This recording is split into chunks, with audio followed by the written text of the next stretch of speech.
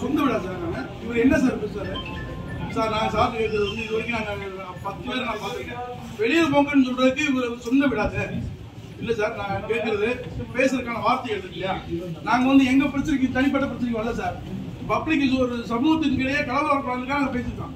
இல்ல சார் பேசுறது தப்பு சார். இல்ல பேசுறது தப்பு சார். வெளியே போங்கன்னு சொல்றதுக்கு அவர் விடா சார். சார் இது அவர் விடா சார். நான் இந்த வார்த்தை பேசுறதுக்கு என்ன சார்? இந்த மாதிரி நான் இது வரைக்கும் நான் 10 எஸ்பி சார் பார்த்துருக்கேன். இது வரைக்கும் இந்த மாதிரி யாரும் பேசுறது வெளியே ரைட் சார். இருக்கு சார். ஒரு சமூகத்துக்கிட்டே கலவரம் பேசுறவங்க கம்ப்ளைண்ட் முறையா வரேன்.